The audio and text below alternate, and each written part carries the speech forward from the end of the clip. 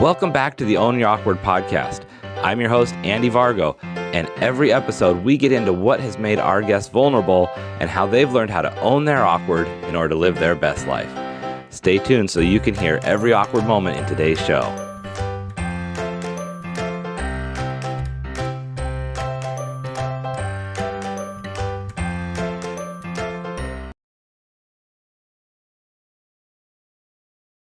Welcome back to the Own Your Awkward podcast. I'm your host, Andy Vargo, and today I am so excited to have my friend Megan Miller with us. Megan, how are you? Hello, I'm doing great. How are you? I am doing awesome. I'm just excited to be starting, a new week and a new year. And Tuesdays are one of my favorite days because we record and get this out there and I get to see people. And it just is it's so energizing to see your face live on the Zoom because I haven't seen you for a couple of years, and it's good to see you. Good to see you as well, and thanks for having me. It's time flies, but it seems like just yesterday we were meeting at the No Longer Virtual conference. You're right, and for those of you that don't know, Megan and I met at the No Longer Virtual conference. That is an event that pretty much has happened every year. Even in 2020, it happened right before things completely locked down, and I had a family event at the same time, so I wasn't able to make it. But we met in 2019, and that's an event that brings people together who know each other virtually but have never met in person. So you are no longer virtual. So pretty exciting. Yes. So Megan, what's something that you want to tell people that you have exciting going on before I get in and drill you about what your awkwardness is? What isn't my awkwardness? So I have this exciting new kind of referral program. So for those who don't know, I run Aprovechar Language Solutions, and that means that I help busy adults learn how to integrate Spanish into their daily lives. So for everyone listening in 2021, I am offering a 10% discount to any of those listeners who want to get serious about learning Spanish and making sure that you never lose it and you always use it. I love that. And there's a link in the description so you can click on that easily to get to Megan's page and sign up for that. And I just love following your Instagram. Be sure you follow her all over the place, LinkedIn, Instagram, because it's just these quick little tips and tricks sometimes where I'm like, oh, that's handy and nice. And I took a couple different languages in high school. I never took Spanish, but I would like to learn it. And it's one of those things that I'm finding more and more useful just with people I'm encountering and places I go where it's like, it would be nice. And I'd like to go to Mexico someday. And actually, when I visit a country, I'd like to at least be a little proficient in the language, at least enough to not be completely lost. So yeah, my husband and I went to Dominican Republic a couple years ago, and it was my first time staying at a resort, and everyone spoke English there. They were super professional and nice and just awesome people. Mm-hmm. And so he would go up and he would ask for something and in English, and they would kind of be like, oh, okay, like here it is. And I would just kind of pop up behind him and I would say the same thing in Spanish. And it was like, oh, you're a redhead that speaks Spanish. Like, right. Let me help you. Right. Yeah, that could really be a surprise because sometimes I have a friend who is Latino and he will be, out for drinks at a Mexican restaurant and he'll order in Spanish. And they're not surprised by him doing that because he looks like he could speak Spanish. So I would imagine that can be a surprise when you don't look of the same heritage as someone and then all of a sudden you speak their language. Yeah, it's both a blessing and a curse, but I do love eavesdropping when I can. Yeah, that can be fun because it's you're kind of set up to be that spy where people don't, oh, who knew? So that's awesome. So get your deal, save 10% for 2021 on the workshops we got going on. So that's exciting. I love that. So Megan, I ask everybody the same thing. What is the awkwardness? What's that awkward you've had to learn how to own in order to live your best life? Oh man, what haven't I had to own? I remember in 4th grade. So we're going way back, right? And this will not be a therapy session, I promise, where I just talk about my childhood. But in 4th grade, we were learning how to characterize certain things. And we were like learning about Venn diagrams and things. And I loved my teacher. At one point, she had all of us kind of stand around the room, all the blondes over here, all the all the brunettes over here. I was the only redhead. I was the only one with glasses, only one with braces, only one under 5 foot. Mm, And that was just kind of my moment of, oh, I'm different.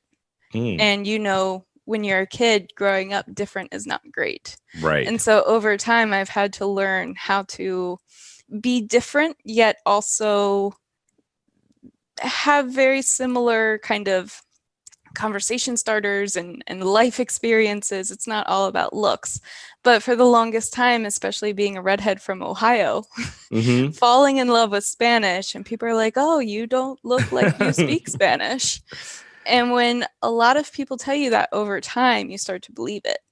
And so, especially this past year with starting my business and really diving deep into Spanish every day, I had to do a lot of the awkward thought work of it doesn't matter what you look like, and it doesn't matter how scared you are.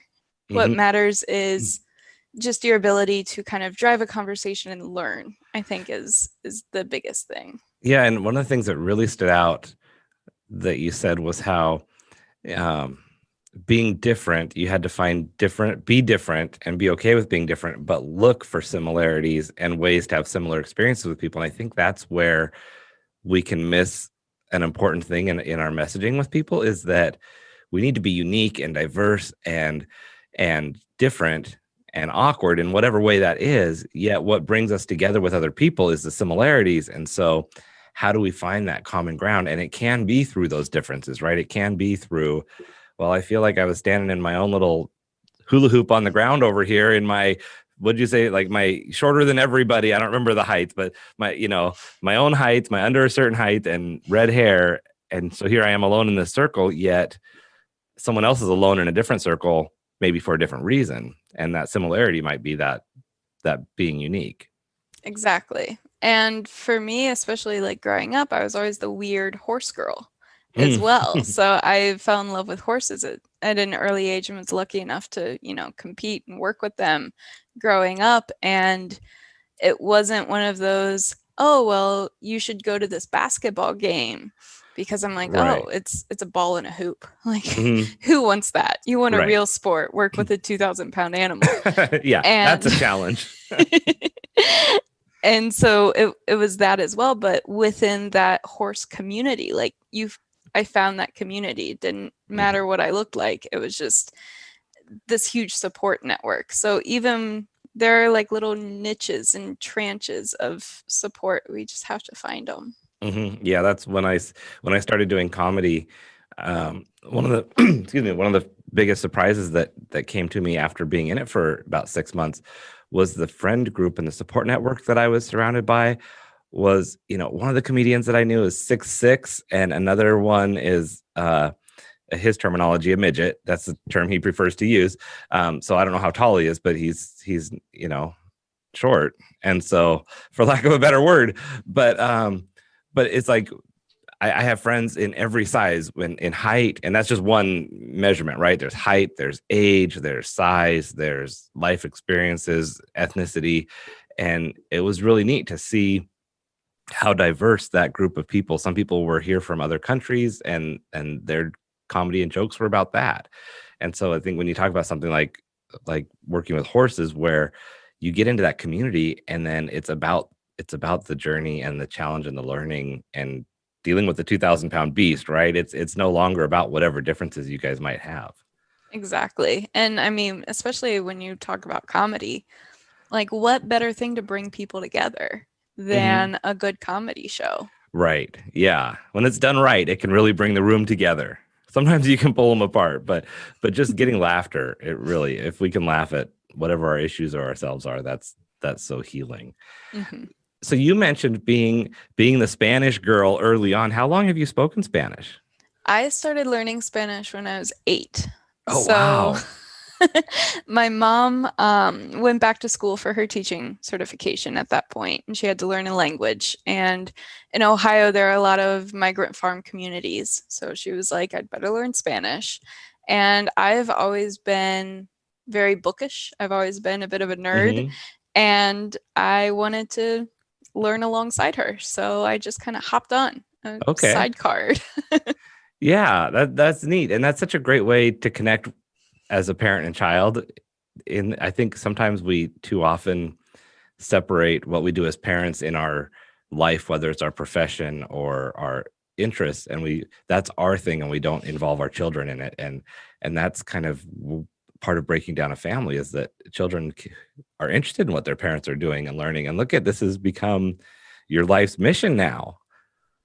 Yeah, it's interesting just how the Venn diagram Hmm. works, and there's always that middle where my mom was always teaching us in some way, shape, or form, and now she's just teaching other kids, and we're always learning, but then we can also teach.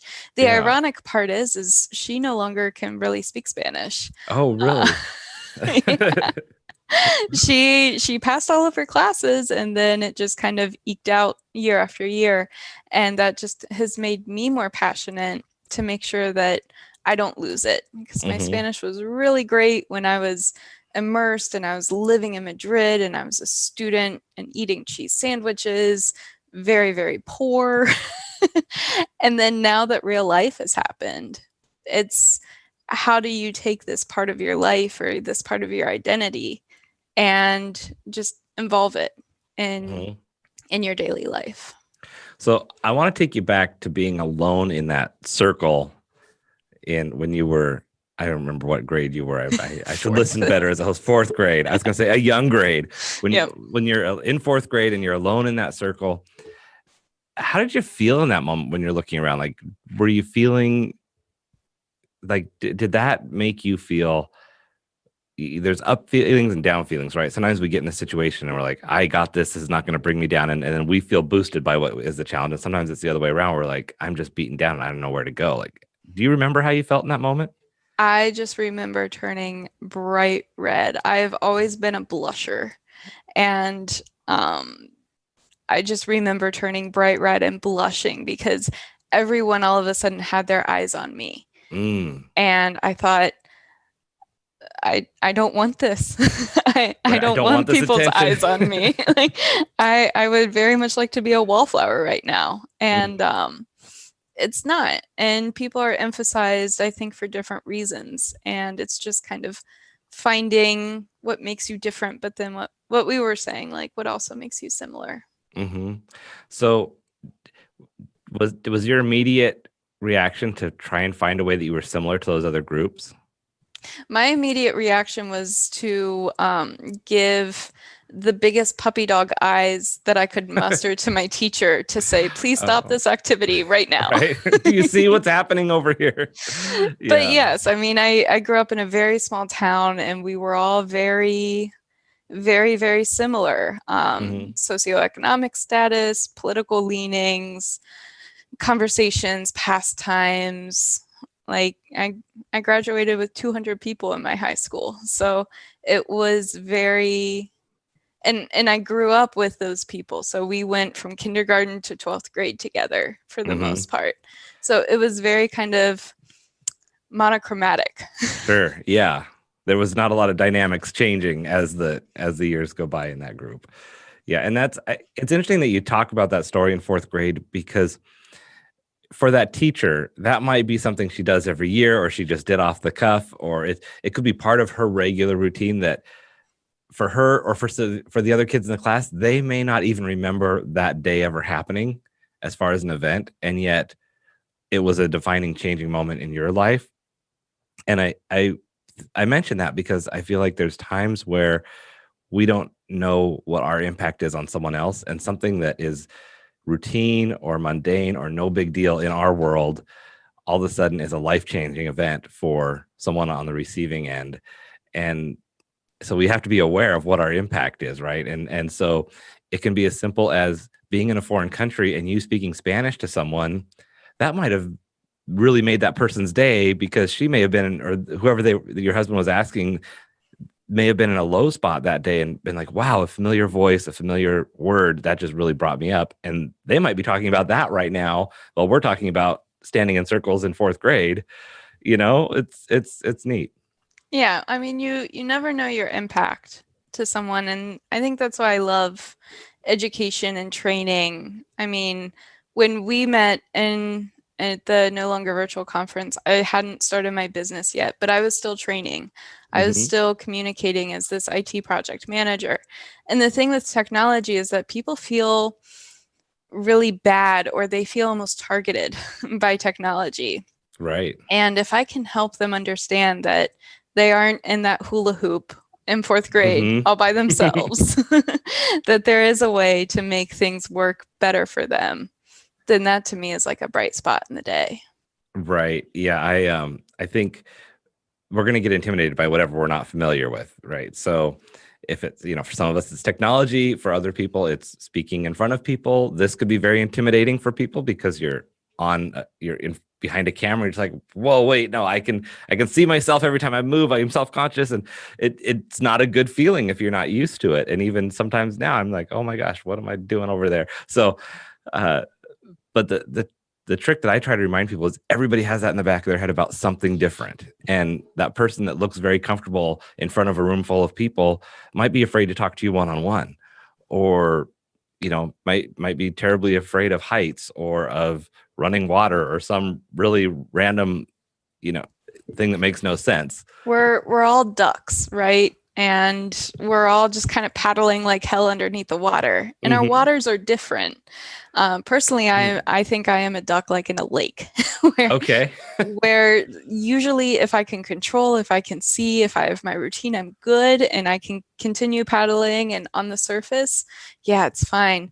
Any kind of new change, I'm automatically like, oh no, I don't like that. And then I have to talk myself through. Yeah. This is fine. You are a strong, independent woman. Let's listen to a TED talk. You can make it. So I've got whatever it Brene Brown on takes. autoplay. I can do this. Absolutely. Like whatever it takes to kind of get push through the fear. Because we Yeah, all I'm have sorry. I'm fears. just laughing because I can't tell you how many times I put on my Roku. I go to either TED Talks or YouTube, and I put on a TED Talk or a motivational thing while I'm doing the dishes or cleaning up. It's like sometimes you just need that. There's somebody out there with a balanced voice that's going to tell you, you know what? It's okay to be a freak. It's okay to have whatever problems you feel like are way out of control. We're all kind of going through it in a different way. But I love that analogy of the duck and the water, because for you to be a duck on a lake, you're not expecting a current. There shouldn't be a lot of waves, until somebody's motorboat or a skier comes by, and now you're like, whoa, this was not what I planned on. And then you've got to kind of get your bearings and figure out which way you're facing. Absolutely. And my grandparents actually lived on a lake up in Michigan. And Mm. so I just remember spending summers there at that lake and, watching the ducks and swimming in the lake. And it was after a certain point in time where I think just my lack of control made me Mm-hmm. so anxious, where I was like, I don't do boats. I can't do a boat ride anymore, guys. Like it just makes me feel very anxious. Like, and even now, anything with water, I'm like, it's too out of control. Right. Yeah, I'm not a good swimmer. I've never been good at swimming. I took swimming lessons as a kid. I feel like I could get to the shore if it wasn't too far. Like I can swim okay, but it's never been enjoyable. And so there is kind of that, I like solid ground because I can control it. To a degree, I can stand on it, and I know it's not going to sink out from under me. And And you have the skills, right? We can right. walk, I do run, walk skip, every day. I don't jump. swim. Yeah. Yeah. And anytime that the ground changes, it's like, do you change with it? Do you go down that hill? Do you go up the hill?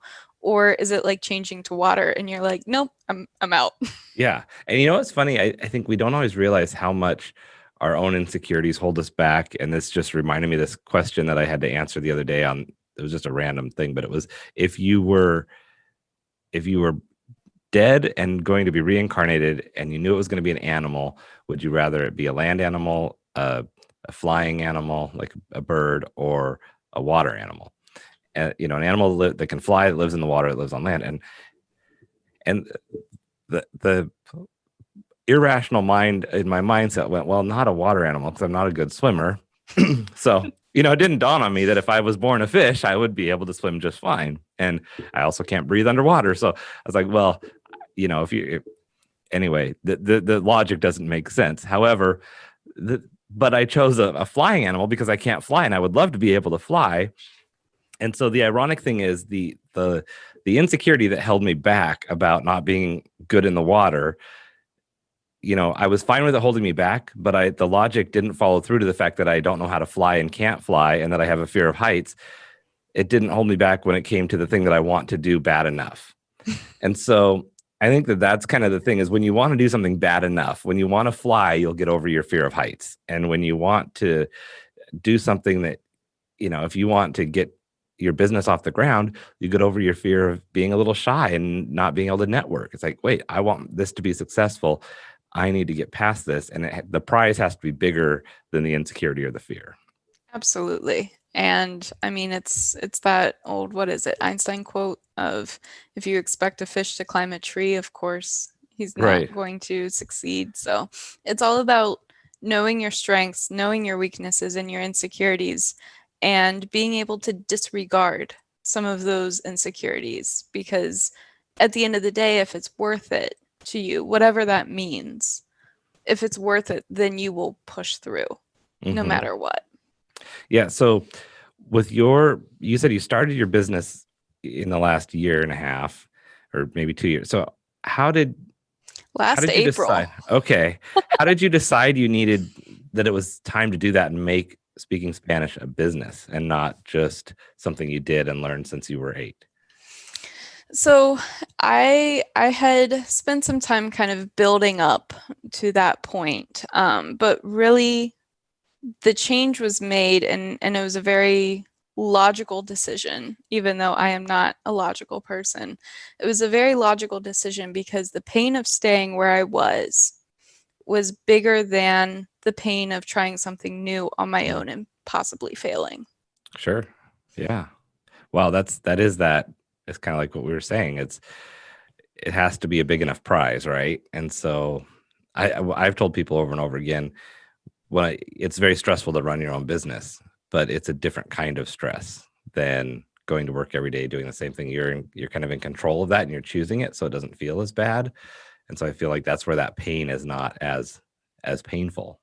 Absolutely. Especially being a woman in IT, it got to a point where I was doing all the training and all the communicating, and I was the only woman on the team.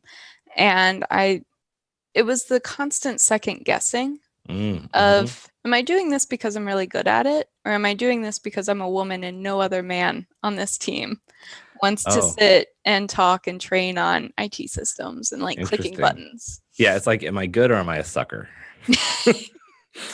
Like, I wonder that sometimes with stuff where it's like, okay, is this because I'm actually talented or because I'm the one who doesn't know how to say no?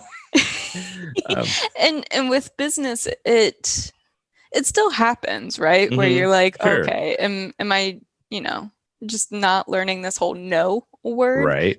Or am I actually really, really good at this? But there's a thing for business where you are in complete control. The good, the bad, the ugly. You are in complete control. And it comes back to that control, right? It comes back to me, control was always a way to work through some of those insecurities, because having the flexibility of working with certain people or doing certain things, or even having certain Instagram posts or going down internet rabbit holes, that it's always, when you find that sweet spot, you have it, and then you can always go back to it. Right. Yeah. And that is nice, like having that comfort zone that at least you have that safety net, if you will.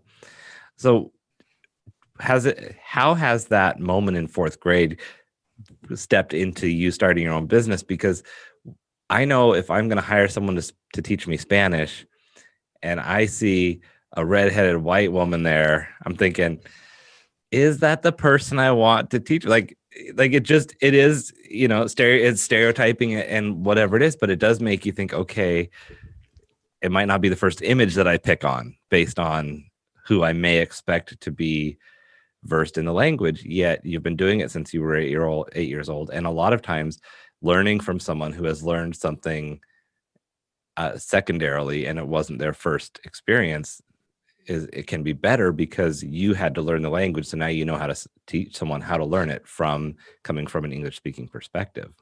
Absolutely. And that's why I don't call myself a teacher, a tutor. I call myself a coach because I would like to work myself out of a job. I don't want to teach people Spanish beginning and end. I want to teach people how to learn Spanish. I see. Yeah, that's so the difference. how to just continually figure out what sets your soul on fire and go after that. And so for me personally, it's always been like Spanish music, literature, poems, things like that, where Spanish is very different than English. But to go back to your earlier question, you can have the victim mindset forever, right? And life will happen to you. Or you can have, this is going to sound probably too feminist or Beyonce-ish, but you can have a warrior mindset. Sure. And you will, when you know that you can handle whatever comes at you, the good, the bad, the ugly, whatever comes at you, when you know that you can handle that, you're good. And so for me, learning that kind of warrior mindset of dealing with my own imposter syndrome, being this little white girl from Ohio that doesn't look like she should speak Spanish, and doing that anyway, not only has it made me work harder, but it has also made me be a constant learner. I'm never going to say that I know everything about language because it changes every day. But I will say, let's dive into that. Let's learn. Let's figure this out. Yeah. I love that. And that is so true, because it is all about the way we step into the world and the way the mindset we walk into the situation with, because you can take a situation either direction based on what you see in front of you. So I could talk to you for hours because this is amazing. And I think you're awesome. But we're getting close to the end here. So before we go, what's a tip you would want to leave people with on how they could own their awkward? I think finding out what your awkward is is key, right? Self-awareness. But then also figuring out how to present that to the world. It can be a good thing or it can be a bad thing. And a lot of it has to deal with the stories that we tell ourselves. I can tell myself every single day, you're a little white girl. you shouldn't be doing this. What makes you qualified? Or I can say, I'm even more qualified because I know how hard the subjunctive tense is, or how hard prepositions are. And I know some of these kind of weak points because I've gone through them. And this is how I got to the other side. So it just kind of depends on how you present yourself and the stories that we tell ourselves. I think those are super, super important. Anyone can read your bio, but you're the only one that can write that bio. I love that. It's all about, like we said, how you're stepping into it and that mindset. And you're going to be a victim or a warrior. You can choose. And no matter what, you're in the same battle, right? Exactly. Yeah. Well, Megan, thank you so much. Everybody, remember to follow Megan, get that 10% off, learn how to speak Spanish with some help so that you can get over those hurdles and get past those prepositions. Because that's all those tricky things that, like you said, when you learn it and have had to learn it and you see where the hard places are, then you can be a better coach for people. So, yep. Well, thank you. And thanks for having me. Yeah, thank you. It's been such a great time. Everybody, remember to follow all of Megan's stuff. And of course, as always, own your awkward. Thank you so much for listening in for today's show. Be sure to visit awkwardcareer.com to continue your journey. And of course, please like, subscribe, and share with your friends so they can find their awkward side and learn how to own it.